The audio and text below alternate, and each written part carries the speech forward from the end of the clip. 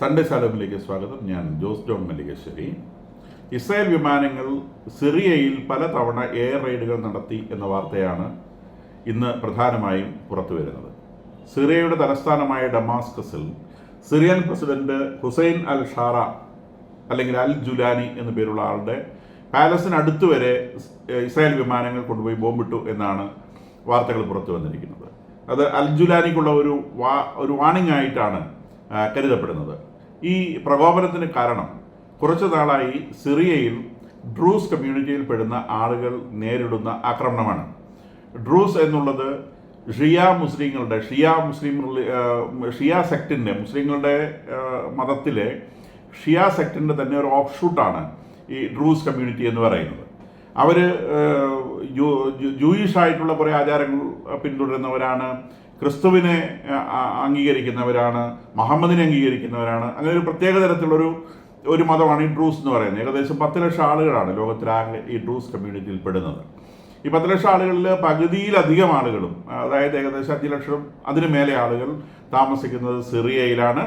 സിറിയയിൽ തന്നെ ഡമാസ്കസിൻ്റെ പടിഞ്ഞാറ് ഭാഗത്തേക്ക്, അതായത് ഡമാസ്കസ് മുതൽ ഇസ്രായേൽ വരെ നീണ്ടു കിടക്കുന്ന പ്രദേശത്താണ് ഈ ഡ്രൂസ് കമ്മ്യൂണിറ്റിയിൽ പെടുന്ന ആളുകൾ പ്രധാനമായും അധിവസിക്കുന്നത്. അതുകൂടാതെ ഇവർ ലെബനോണിലുണ്ട് ഒരു നല്ല നമ്പർ, കൂടാതെ ഇസ്രായേലിലുണ്ട്. ഇസ്രായേലിലെ ഈ ഡ്രൂസ് കമ്മ്യൂണിറ്റിയിൽ പെടുന്ന ആളുകൾ കൂടുതലായി വസിക്കുന്നത് ഇസ്രായേൽ സിറിയയിൽ നിന്ന് പിടിച്ചെടുത്ത ഗോലാൻ കുന്നുകളിലാണ്. 1967 യുദ്ധത്തിൽ ഇസ്രായേൽ സിറിയയിൽ നിന്ന് പിടിച്ചെടുത്ത ഗോലാൻ കുന്നുകൾ 1981 ഇസ്രായേലിൻ്റെ രാജ്യത്തിൻ്റെ ഭാഗമായി പ്രഖ്യാപിച്ചിരുന്നു. ആ പ്രദേശത്താണ് ഈ ഡ്രൂസ് കമ്മ്യൂണിറ്റിയിൽ പെടുന്ന ആളുകൾ, ഇസ്രായേലിൽ അധിവസിക്കുന്ന ആളുകൾ താമസിക്കുന്നത്. അപ്പോൾ ആ പ്രദേശം മുതലിങ്ങനെ, അത് സിറിയയുടെ പഴയ ഏരിയ, ആ ഏരിയ മുതലിങ്ങനെ നീണ്ട് ഡമാസ്കസ് വരെ കിടക്കുന്ന ആ പ്രദേശങ്ങളിലാണ് ഇവർ പ്രധാനമായിട്ടും അധിവസിക്കുന്നത്. അപ്പോൾ ആ ഡ്രൂസ് കമ്മ്യൂണിറ്റിയിൽ പെടുന്ന ആളുകളെ ഒരു എത്നിക് ക്ലെൻസിങ്ങിൻ്റെ രീതിയിൽ അവരെ ആക്രമിച്ച് കൊല്ലാൻ ശ്രമിക്കുന്നു ഈ സിറിയയിലെ മറ്റ് മുസ്ലിങ്ങൾ. സിറിയയിലെ മുസ്ലിങ്ങൾ, സുന്നി മുസ്ലിങ്ങളുണ്ട്, ഷിയ മുസ്ലിങ്ങളുണ്ട്. ഷിയ മുസ്ലിങ്ങൾ ഷവായറ്റ് എന്ന് പറയുന്ന ഒരു പ്രത്യേക കമ്മ്യൂണിറ്റിയാണ് അവിടെ ഉള്ളത്. ആ കമ്മ്യൂണിറ്റി പെടുന്ന ആളായിരുന്നു സിറിയയുടെ ആസാദ് എന്ന് പറയുന്ന പ്രസിഡന്റ്. അയാൾ എക്സ്പെൽ ചെയ്യപ്പെട്ട കാര്യം നമുക്കറിയാം. ഇപ്പോഴുള്ള പുതിയ പ്രസിഡന്റ് അൽ ജുലാനി അല്ലെങ്കിൽ ഹുസൈൻ അൽ ഷാറ എന്ന് പറയുന്നയാൾ സുന്നി വിഭാഗത്തിൻ്റെ നേതാവാണ്. അപ്പം ഇവർ ശരിക്കും ഇസ്ലാമിക് ജിഹാദിസ്റ്റുകളാണ് എന്നാണ് ഇസ്രായേൽ വിശേഷിപ്പിക്കുന്നത്. ജിഹാദിസ്റ്റ് എന്ന് പറഞ്ഞാൽ ലോകത്തിലുള്ള എല്ലാവരും മുസ്ലിങ്ങളാവണം, അല്ലെങ്കിൽ മുസ്ലിങ്ങളാവാത്തവരൊക്കെ വധിക്കപ്പെടണം എന്ന് ചിന്തിക്കുന്ന ആ ചിന്താഗതിയുടെ പേരാണ് ജിഹാദിസ്റ്റ് ചിന്താഗതി എന്ന് പറയുന്നത്. അപ്പോൾ ആ ചിന്താഗതി കൊണ്ടു നടക്കുന്ന ആളുകളാണ് ഈ ഹുസൈൻ അൽ ഷാറയുടെ ഭരണത്തെ പങ്കുപറ്റുന്നവരെന്നാണ് ഇസ്രായേൽ പറയുന്നത്. അപ്പോൾ അതിൻ്റെ ഭാഗമായിട്ട് സിറിയൻ ഫോഴ്സ് ഈ ഡ്രൂസുകൾക്ക് നേരെ ആക്രമണം നടത്തുകയും 100ഓളം ആളുകൾ കൊല്ലപ്പെടുകയും ചെയ്ത, 100ലധികം ആളുകൾ കൊല്ലപ്പെടുകയും സാഹചര്യം ഉടലെടുത്തു. അപ്പോൾ ഈ കഴിഞ്ഞ തിങ്കളാഴ്ച മുതലാണ് ഈ പ്രശ്നം രൂക്ഷമായത്. കഴിഞ്ഞ തിങ്കളാഴ്ച ഈ ഡ്രൂസുകളുടെ ഒരു ക്ലറിക്ക്, ഒരു പുരോഹിതൻ, അദ്ദേഹത്തിൻ്റെ പേര് മർവാൻ കിവാൺ എന്നാണ്, അദ്ദേഹത്തിൻ്റെ പേരിൽ സോഷ്യൽ മീഡിയയിൽ പ്രത്യക്ഷപ്പെട്ട ഒരു സ്പീച്ച്, അതിനകത്ത് മുഹമ്മദിനെ അപമാനിച്ചു എന്ന് പറഞ്ഞുകൊണ്ടാണ് ഈ ലോക്കൽ മുസ്ലിം മിലിറ്റൻസ് ആണ് അവിടെ മിലിറ്റൻസി, സിറിയയ്ക്ക് മിലിറ്റൻസി എന്നുള്ളത് പരിചയമില്ലാത്തൊരു കാര്യമല്ല. അവിടെ ഒരുപാട് മിലിറ്റന്റ് ഗ്രൂപ്പുകളുണ്ട്. മിലിറ്റന്റ് ഗ്രൂപ്പുകൾ എപ്പോഴും തമ്മിൽ തല്ലിക്കൊണ്ടിരിക്കുന്ന ഒരു സ്ഥലമാണ്. ഹൈലി ഇൻസെക്യൂർ ആയിട്ടുള്ള സ്ഥലമാണ് സിറിയ. ലോ ആൻഡ് ഓർഡറൊക്കെ വളരെ പുവറാണ്. ലോക്കൽ ഗ്യാങ്സ് ആണ് മിക്കവാറും സ്ഥലങ്ങളിൽ സ്ട്രോങ് ആയിട്ടുള്ളത്. എല്ലാം റിലീജിയസ്ലി മോട്ടിവേറ്റഡ് ഗ്യാങ്സ് ആണ്.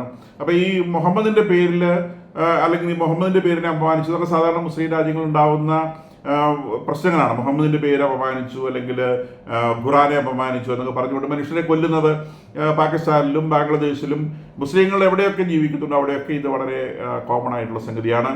അപ്പോൾ അങ്ങനെ ഒരു സംഗതി ഈ പറയുന്ന ക്ലറിക്ക് അദ്ദേഹത്തിൻ്റെ ഒരു ഓഡിയോ റെക്കോർഡിങ് ഇത്തരത്തിൽ മുഹമ്മദിനെ അപമാനിക്കുന്നത് പുറത്തു വന്നു എന്നാണ് പറയുന്നത്. പക്ഷേ അദ്ദേഹം പറയുന്നത് ഞാനല്ലത് ചെയ്തിട്ടുള്ളത് എന്ന് ഇദ്ദേഹം ഡിനൈ ചെയ്തിട്ടുണ്ട്.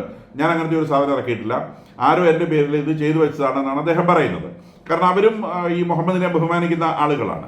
അപ്പം അത് കണക്കിലെടുക്കാതെ ഈ സമൂഹത്തിന് നേരെ വലിയ ആക്രമണം ഉണ്ടാവുകയും ഇതൊരു ജിനോസൈഡ് എന്ന് പറഞ്ഞാൽ ആ സമൂഹത്തെ പൂർണ്ണമായി ഉന്മൂലനം ചെയ്തു. പൊതുവെ അറബ് രാജ്യങ്ങളിലൊക്കെ പണ്ടേ ചെയ്യുന്നതാണ്. ക്രിസ്ത്യാനികളെ മുഴുവൻ കഴുത്തറുത്ത് കൊന്ന് ക്രിസ്ത്യൻ രാജ്യങ്ങളിലെ ക്രിസ്ത്യാനികൾ ഇല്ലാതാക്കിയത്, ജ്യൂസിനെ മുഴുവൻ കൊന്നുകളഞ്ഞതും ജ്യൂസിനെ നാട് കടത്തിയതും ഇത് മുഹമ്മദിന്റെ കാലം മുതൽ തുടർന്നു വരുന്ന ഒരു സംഗതിയാണ് എത്നിക് ക്ലെൻസിങ് എന്ന് പറയുന്നത്. അതായത് ആളുകളെ ഉന്മൂലനം ചെയ്യുക എന്ന് പറയുന്ന ഒരു രീതി. അതേ കാര്യമാണ് ഇപ്പോൾ ഇവർ ചെയ്യുന്നത് എന്നാണ് ഷെയ്ഖ് ഹിമത്ത് അൽ ഹിജാരി എന്ന് പറയുന്ന ഈ ഡ്രൂസ് കമ്മ്യൂണിറ്റിയുടെ സ്പിരിച്വൽ ലീഡറായിട്ടുള്ള ആൾ പറഞ്ഞിട്ടുള്ളത്.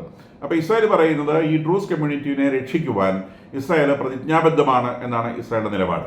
അപ്പോൾ അതുകൊണ്ട് തന്നെ ഡ്രൂസ് കമ്മ്യൂണിറ്റിയെ ആക്രമിച്ചു കഴിഞ്ഞാൽ ഇസ്രായേൽ സിറിയൻ ഭരണകൂടത്തെ മറിച്ചിടാൻ പോലും മടിക്കുകയില്ല എന്ന് പറഞ്ഞുകൊണ്ടാണ് ഇപ്പോൾ സെൻട്രൽ സിറിയയിലും സൗത്ത് സിറിയയിലുമാണ് വ്യാപകമായ തോതിൽ ഇസ്രായേൽ വ്യോമ ആക്രമണങ്ങൾ നടത്തിയിട്ടുള്ളത്. 10 എയർ റെയ്ഡുകൾ എങ്കിലും മിനിമം ഇസ്രായേൽ നടത്തിയിട്ടുള്ള 100 കണക്കിന് ടാർഗറ്റുകൾ മിലിറ്ററി ടാർഗറ്റുകൾ തന്നെ ബോംബ് ചെയ്തതായാണ് വിവരം ലഭിച്ചുകൊണ്ടിരിക്കുന്നത്. ഈ വെള്ളിയാഴ്ചയാണ് ഏറ്റവും വ്യാപകമായ തോതിലുള്ള ആക്രമണം നടന്നത്. സിറിയൻ പ്രസിഡന്റിന്റെ പാലസിനടുത്തുള്ള ബോംബിങ്ങും നടത്തിയിട്ടുള്ളത് ഈ വെള്ളിയാഴ്ചയാണ്. അപ്പോൾ അത് ഒരു വാണിംഗ് ആയിട്ടാണ് അൽ-ജുലാനിയുടെ അടുത്ത ബോംബ് തലയിൽ വീഴും എന്നുള്ളൊരു സൂചനയായിട്ടാണ് കൊടുത്തിട്ടുള്ളതെന്നാണ് മനസ്സിലാവുന്നത്. അവിടെ ഗാസയിലെ വിഷയങ്ങൾ അതുപോലെ തന്നെ തുടരുന്നുണ്ട്. കൂടാതെ ഇറാനും അമേരിക്കയും ഏകദേശം പഴയ സ്റ്റൈലിലേക്ക് എത്തിയിട്ടുണ്ട്. ഇപ്പോൾ വർത്തമാനം പത്രങ്ങളിലൂടെയാണ്. ഇന്ന് വാസ്തവത്തിൽ 4th റൗണ്ട് ഓഫ് ടോക്സ് നടക്കേണ്ട ദിവസമാണ്, ശനിയാഴ്ചയാണ്. 4th റൗണ്ട് ഓഫ് ടോക്സ് നടന്നില്ല എന്ന് മാത്രമല്ല, അമേരിക്ക അതിനിടയിലൂടെ ഇറാനെതിരെ പുതിയ സാങ്ഷൻസ് പ്രഖ്യാപിക്കുകയും കൂടാതെ ഇന്നലെ അമേരിക്കയിലെ റുബിയോ, വിദേശകാര്യ സെക്രട്ടറി റുബിയോ പറഞ്ഞു ഇറാന് ന്യൂക്ലിയർ വെപ്പൺസ് പറ്റില്ല എന്ന് മാത്രമല്ല ദീർഘദൂര മിസൈൽസും പാടില്ല എന്ന് അദ്ദേഹം പറയുകയുണ്ടായി. അപ്പോൾ അത് ഇസ്രായേലിന്റെ സ്റ്റാൻഡിലേക്ക് എത്തിയെന്നുള്ളതാണ്. ആദ്യം ഒരു ന്യൂക്ലിയർ വെപ്പൺസിനെ കുറിച്ച് മാത്രം ചർച്ച ചെയ്യുന്ന ഒരു ചർച്ചയായിട്ടാണ് ഈ ചർച്ച ആദ്യം തുടങ്ങിയതെങ്കിൽ ഇപ്പോൾ അവർ പറയുന്നത് അത് മാത്രമല്ല ലോങ് റേഞ്ച് മിസൈൽസും ഇതിനകത്തെ വിഷയമാണ്. അപ്പോൾ ഇന്നലത്തെ പ്രസ്താവനയിൽ റൂബിയോ പറഞ്ഞിട്ടുള്ളത് മിസൈൽസ് പറ്റില്ല, ന്യൂക്ലിയർ വെപ്പൺസ് പറ്റില്ല. അപ്പം ഈ ഇറാൻ തിരിച്ചു പറഞ്ഞു ഞങ്ങളെ പേടിപ്പിക്കേണ്ട, ഭീഷണിയുടെ ഭാഷ ഞങ്ങൾക്ക് സ്വീകാര്യമല്ല, ഞങ്ങൾ ചർച്ച ചെയ്തത് പിൻവാങ്ങും എന്നവരും പറഞ്ഞു. അപ്പം ഇത് പഴയ കണ്ടീഷനിലേക്ക് എത്തി. ഈ ചർച്ച തുടങ്ങുന്നതിന് മുൻപ് എങ്ങനെയാണോ ഉണ്ടായിരുന്നത് ആ അവസ്ഥയിലായി. ഇപ്പം ചർച്ച പത്രങ്ങളിലൂടെ. അപ്പം ആ ചർച്ച കൊണ്ട് പ്രത്യേകിച്ച് പ്രയോജനം ഉണ്ടായില്ല എന്നുള്ള ഒരു സൂചനയാണ് വാസ്തവത്തിൽ നൽകുന്നതെന്ന് വിചാരിക്കണം. കൂടാതെ ഇതിനിടയിലുള്ള വളരെ രസകരമായ ഒരു കാര്യം ഉണ്ടായത്, ഫസൽ റഹ്മാൻ എന്ന് പറയുന്ന ബംഗ്ലാദേശിന്റെ ഒരു റിട്ടയേർഡ് മേജർ ജനറലുണ്ട്. ബംഗ്ലാദേശിലെ റിട്ടയേർഡ് മേജർ ജനറലാണ്. അദ്ദേഹത്തിന്റെ പേര് ഫസൽ റഹ്മാൻ എന്നാണ്. അദ്ദേഹം കഴിഞ്ഞ ദിവസം ബംഗ്ലാദേശിന്റെ ഇപ്പോഴത്തെ ഭരണാധികാരിയായിട്ടുള്ള മുഹമ്മദ് യൂനുസിന്റെ വളരെ ക്ലോസ് ആയിട്ടുള്ള ആളാണ്. അദ്ദേഹം ഒരു പ്രസ്താവന നടത്തിയത്, ഈ ഇന്ത്യ ഈ പെഹൽഗാം വിഷയത്തിൽ പാകിസ്ഥാനെ ആക്രമിക്കുകയാണെങ്കിൽ ബംഗ്ലാദേശ് ഇന്ത്യയിൽ കടന്ന് ഇന്ത്യയുടെ 7 തെക്ക് പടിഞ്ഞാറൻ സംസ്ഥാനങ്ങൾ, ദാറ്റ് ഈസ് നോർത്ത് ഈസ്റ്റേൺ സംസ്ഥാനങ്ങൾ 7 ഉണ്ട്. 7 സംസ്ഥാനങ്ങളെ ഞങ്ങളിങ്ങ് പിടിക്കും എന്നാണ് അദ്ദേഹം പറഞ്ഞത്. ഒരു സൂര്യനെ നോക്കി കുരയ്ക്കുന്ന പട്ടിയെ പോലെ ഇദ്ദേഹം അവിടെ നിന്നുകൊണ്ട് പറയുകയാണ്, ഈ ഇന്ത്യ പാകിസ്ഥാനെ ആക്രമിച്ചാൽ ഇദ്ദേഹം ഇന്ത്യയിലേക്ക് കടന്നിട്ട് നമ്മളുടെ 7 സ്റ്റേറ്റ് അങ്ങ് ഞുള്ളിക്കൊണ്ട് പോകുന്നു. അപ്പോൾ നമ്മൾ ആണ് ഈ സ്റ്റേറ്റ്, ഇവരുടെ ഈ ബംഗ്ലാദേശ് എന്ന് പറയുന്ന ഈ രാജ്യം ഉണ്ടാക്കി കൊടുത്തത് ഇന്ത്യയാണ്. പാകിസ്ഥാന്റെ പിടിയിൽ നിന്ന് അവരെ മോചിപ്പിച്ച് അവരെ ഒരു സ്വതന്ത്ര രാജ്യമാക്കി കൊടുത്തത് ഇന്ത്യയാണ്. അതുകൊണ്ടാണ് ഈ പുള്ളിക്ക് മേജർ ജനറലൊക്കെ ആയിട്ട് ഇരിക്കാൻ പറ്റിയത്. അപ്പോൾ ആ പുള്ളിയാണ് ഇപ്പോൾ പറയുന്നത് ഇന്ത്യയെ ആക്രമിച്ച് ഇന്ത്യയുടെ സംസ്ഥാനങ്ങൾ, ഇന്ത്യ ഒന്ന് തുമ്മിയാൽ തീരാനുള്ളതേ ബംഗ്ലാദേശ് ഉള്ളൂ എന്നുള്ളത് ആർക്കും അറിയുന്ന കാര്യമാണ്. അപ്പോൾ അദ്ദേഹം ചൈനയുടെ ആളാണെന്ന് അദ്ദേഹം പറയുന്നത്. ചൈനയും കൂട്ടിക്കൊണ്ട് ഞങ്ങൾ ഇത് വന്ന് ചെയ്യും. ചൈന ഏതെങ്കിലും സ്ഥലത്ത് യുദ്ധത്തിൽ ഇടപെട്ടതായി എവിടെയെങ്കിലും കണ്ടിട്ടുണ്ടോ? ചൈന ആരുടെ ഒരു പ്രശ്നത്തിൽ ഇടപെടും, അടിയിൽ കൂടെ ഇടപെടും. പക്ഷെ മേലെ കൂടി നേരിട്ട് ഒരു സഹായവും ചൈന ചെയ്യില്ല. ചൈന ആകെ ചെയ്യുന്ന പരിപാടി പലിശയ്ക്ക് കടം കൊടുക്കും. അവരോട് കടം വാങ്ങിയവരെല്ലാം കടത്തിൽ മുങ്ങിപ്പോയിട്ടുണ്ട്. ബംഗ്ലാദേശിന്റെ ശ്രീലങ്കയുടെ സ്ഥിതി നമുക്കറിയാം. ശ്രീലങ്ക ഇന്ന് പട്ടക്കൊട്ട വെള്ളം കോരിയാണ്, ഒരു രക്ഷയില്ല. ഇവർ ചൈനയിൽ നിന്ന് കടം വാങ്ങിയതാണ്. പാകിസ്ഥാൻ ചൈനയിൽ നിന്ന് കടം വാങ്ങിയിട്ടുണ്ട്. ചെറിയ പൈസ എന്നല്ല വാങ്ങിയിരിക്കുന്നത്. 53 ലക്ഷം കോടി ഡോളറാണ് കടം വാങ്ങിയിട്ടുള്ളത്. എന്ന് പറഞ്ഞാൽ പാകിസ്ഥാൻ മൊത്തം വിറ്റാൽ ആ കടം വീട്ടാൻ അവരെ കൊണ്ട് സാധിക്കില്ല.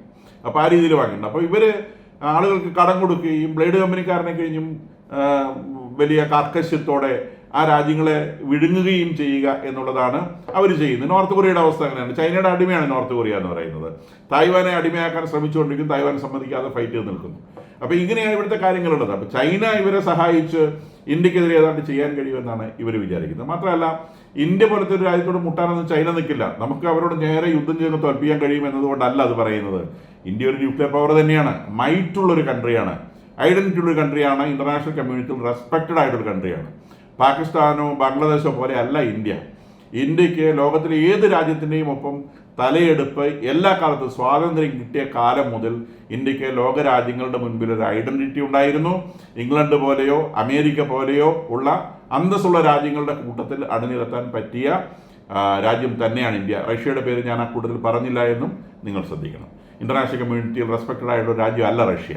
നേരെ മറിച്ച് ഇന്ത്യ റെസ്പെക്റ്റഡ് ആയിട്ട് രാജ്യമാണ്.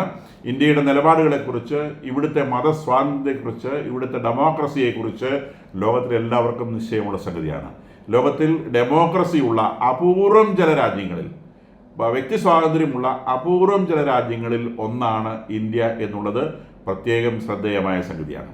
ഈ പറയുന്ന രാജ്യങ്ങളിൽ ഒന്നും, പാകിസ്ഥാനിലായിക്കോട്ടെ, ബംഗ്ലാദേശിലായിക്കോട്ടെ, റഷ്യയിലായിക്കോട്ടെ, ഒരു സ്ഥലത്തും, ചൈനയിലായിക്കോട്ടെ, ഒരു സ്ഥലത്തും വ്യക്തികൾക്ക് വ്യക്തി സ്വാതന്ത്ര്യമില്ല, അഭിപ്രായ സ്വാതന്ത്ര്യമില്ല.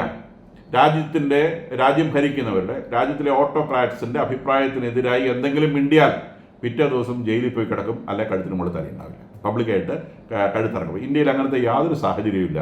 ലോകത്തിലെ അപൂർവം ചില രാജ്യങ്ങളിൽ മാത്രമുള്ള സ്വാതന്ത്ര്യം ഇന്ത്യയിൽ ഉണ്ട് എന്നുള്ളതിൽ നമുക്ക് അഭിമാനിക്കുകയും ആശ്വസിക്കുകയും ചെയ്യാം. കൂടാതെ അമേരിക്ക, പാകിസ്ഥാൻ വളരെയേറെ ബുദ്ധിമുട്ടി തുടങ്ങി. കാരണം അവർക്ക് രൂക്ഷമായ മരുന്നുക്ഷാമം പാകിസ്ഥാനിൽ അനുഭവപ്പെടുന്നു. പാകിസ്ഥാനിലെ പ്രധാനപ്പെട്ട മരുന്നുകൾ മുഴുവൻ, അടിസ്ഥാന മെഡിസിൻസ് മുഴുവൻ ഇന്ത്യയിൽ നിന്നാണ് എത്തിക്കൊണ്ടിരുന്നത്. അത് കട്ട് ചെയ്തതോടെ പാകിസ്ഥാനിൽ മരുന്നിന് രൂക്ഷമായ ക്ഷാമം നേരിട്ട് തുടങ്ങിയിരിക്കുന്നു.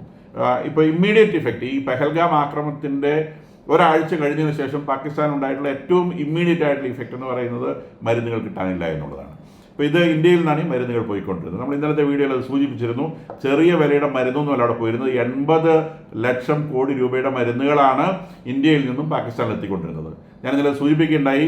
അതിൽ ഏകദേശം ഒരു 10% മാത്രമാണ് വാഗ അതിർത്തി കടന്ന് ഒഫീഷ്യൽ ചാനലിലൂടെ പോയിക്കൊണ്ടിരുന്നത്. ബാക്കി മുഴുവൻ അൺഒഫീഷ്യലായിട്ടാണ് പോയിക്കൊണ്ടിരുന്നത്. സിംഗപ്പൂർ വഴി, കൊളംബോ വഴി, ദുബായ് വഴി, ഈ 3 വഴിയിലൂടെയാണ് പാകിസ്ഥാനിലേക്ക് ഇന്ത്യയിൽ നിന്നുള്ള മെഡിസിൻസ് ബ്ലാക്ക് ട്രാക്കിലൂടെ പോയിക്കൊണ്ടിരുന്നത്. പാകിസ്ഥാനിൽ വിൽക്കുന്നത് മുഴുവൻ ഇന്ത്യൻ മെഡിസിൻസാണ്. അപ്പം ഇന്ത്യൻ മെഡിസിൻസ് സ്റ്റോപ്പ് ചെയ്തതോടെ പാകിസ്ഥാനിൽ മെഡിസിന് ഭയങ്കരമായിട്ട് ക്ഷാമം നേരിട്ട് തുടങ്ങിയിട്ടുണ്ട്. കൂടാതെ അവിടെ ഗിൽജിത് ബാൾട്ടിസ്ഥാൻ ഏരിയയിൽ ആളുകൾ പ്രക്ഷോഭത്തിലാണ്. സിന്ധു നദിയിലെ വെള്ളം തടയപ്പെടും എന്നുള്ള ഭയത്തിൽ, അവരുടെ കൃഷി ഉണങ്ങിപ്പോകും എന്നുള്ള പേടിയിൽ അവർ പാകിസ്ഥാൻ റെജിമിനെതിരെ സമരം തുടങ്ങിയിട്ടുണ്ട്. പാകിസ്ഥാൻ ഭരണകൂടം പിന്നെ ഗൾഫ് റീജിയനുള്ള യുണൈറ്റഡ് അറബ് എമിറേറ്റ്സിലും കൂടാതെ സൗദി അറേബ്യയിലൊക്കെ പോയി കരഞ്ഞ് നിലവിളിച്ചുകൊണ്ടിരിക്കുകയാണ്. ഇന്ത്യയോട് എങ്ങനെയെങ്കിലും ഞങ്ങളെ ഒന്നും ചെയ്യരുതേ എന്ന് പറയണം എന്ന് പറഞ്ഞുകൊണ്ട് പാകിസ്ഥാൻ പ്രധാനമന്ത്രി ഈ 2 രാജ്യങ്ങളുടെയും തലസ്ഥാനങ്ങൾ ഈ ദിവസങ്ങൾ വിസിറ്റ് ചെയ്യുകയുണ്ടായി. അതനുസരിച്ച് അവർ നമ്മളോട് റിക്വസ്റ്റ് ചെയ്യുകയുണ്ടായി, ഹാർഷ് ആയിട്ടുള്ള ആക്ടിവിറ്റീസ് ഒന്നും പാകിസ്ഥാന് നേരെ ഉണ്ടാവരുത് എന്ന് പറയുകയുണ്ടായിട്ടുണ്ട്. ഇത് പാകിസ്ഥാൻ പോയി കരയുന്നതിന് പേരിലാണ്. അപ്പോൾ ആത്യന്തികമായി പാകിസ്ഥാനിൽ തന്നെ പാകിസ്ഥാൻ്റെ മിലിറ്ററി ചീഫാണ് കുഴപ്പം ഉണ്ടാക്കി വെച്ചത് എന്നൊരു ധാരണയിലേക്ക് എത്തിയിട്ടുണ്ട് എന്നാണ് പറയുന്നത്.